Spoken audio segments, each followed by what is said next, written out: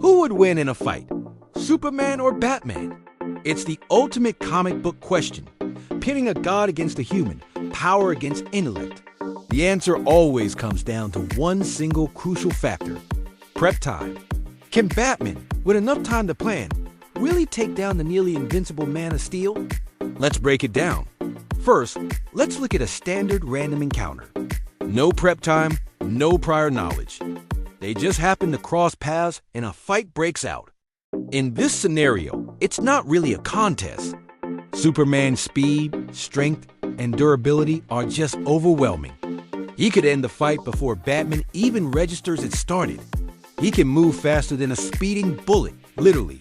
Batman is a peak human, an incredible martial artist, but against a being who can bench press planets and fly into the sun, his physical skills are simply outmatched. In a straight-up no-warning brawl, Superman wins hands down 10 times out of 10. It will be over in a nanosecond. But that's never how it happens in the comics, is it? The real debate starts when you give Batman what he's famous for: time to prepare. This is where things get interesting. Batman's greatest weapon isn't a gadget, it's his mind.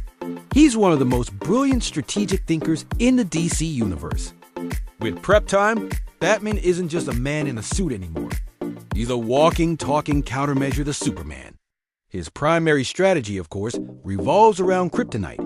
It's Superman's most famous weakness, a radioactive fragment from his home planet that drains his powers and can be lethal with prolonged exposure. Batman is known to have a kryptonite ring, given to him by Superman himself as a last resort, a measure of trust. But a single ring isn't enough to guarantee a win. Superman could still use his heat vision from a distance, or use his super speed to disarm Batman before the radiation takes full effect. So Batman's prep goes way beyond just grabbing a green rock. He would build specialized suits. Think of the Hellbat armor or the Justice Buster, suits designed specifically to go toe-to-toe with beings of immense power. These armors augment his strength and durability to near Kryptonian levels, at least for a short time.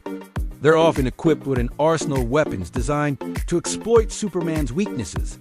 We're talking red sun radiation emitters that mimic the light of Krypton's star to depower him, sonic cannons that target his super hearing, and, of course, various forms of weaponized kryptonite gas, projectiles, energy blades.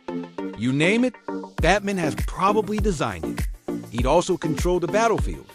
Batman wouldn't fight Superman out in the open. He'd lure him into an environment he completely controls, filled with traps and contingencies. He'd manipulate the situation, perhaps by creating a perceived threat that forces Superman to act in a predictable way. Batman's genius is in turning his opponent's strengths into weaknesses. Superman's high moral code? Batman might exploit it by putting civilians in a position where Superman has to choose between saving them and fighting him, creating an opening. This brings us to one of the most iconic depictions of this battle. Frank Miller, The Dark Knight Returns. Here, an older grizzled Batman takes on a Superman who has become a government tool. Batman knows he can't win a direct fight, so he orchestrates a massive complex plan. He uses the entire city of Gotham as his weapon. He has Green Arrow fire a synthetic kryptonite arrow, uses sonic blast, and taps into the city's entire power grid to supercharge his armored suit for one final devastating punch. Even then, after all that planning, he doesn't truly defeat Superman. He fakes his own death to win a strategic and moral victory, proving his point.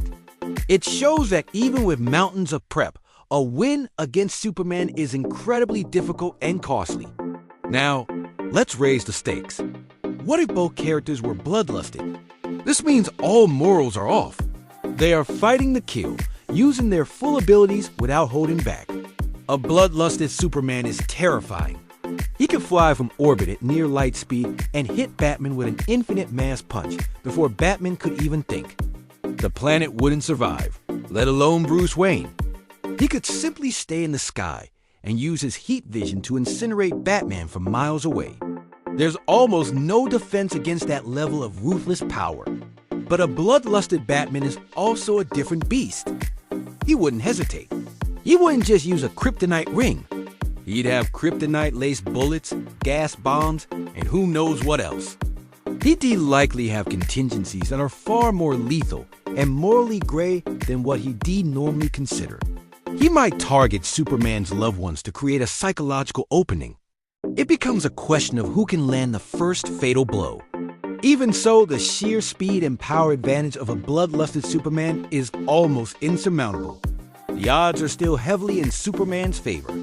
Batman's only chance is a perfectly executed ambush with a massive dose of kryptonite from the very first second. Finally, we can look at the Injustice timeline. This is the ultimate example of what happens when Superman's morality breaks.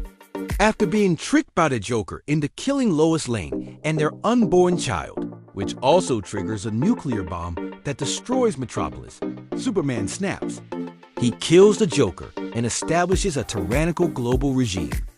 In this world, Batman leads the insurgency against him. For years, Batman and his allies fight a guerrilla war against Superman's empire.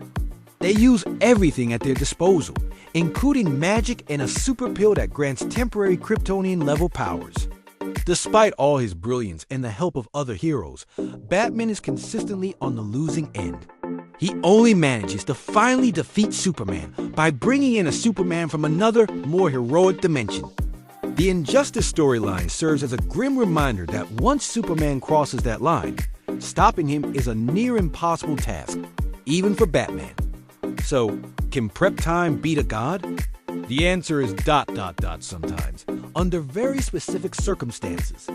In a straight fight, Superman wins. With Prep Time, Batman can engineer a scenario where he can achieve a victory, but it's rarely a clean or easy one. It often requires exploiting Superman's morality, using a massive amount of resources, and often ends in a strategic win rather than a physical knockout. Batman's victories are a testament to his intellect and sheer force of will, proving that a mortal man, with enough preparation and determination, can indeed stand up to a god. But it also highlights the terrifying, almost absolute power that Superman wields, and why it's a good thing he's on our side. What do you think? Who takes the ultimate crown in this epic rivalry? Let me know your thoughts in the comments below. Thanks for watching, and don't forget to like and subscribe for more deep dives into your favorite characters.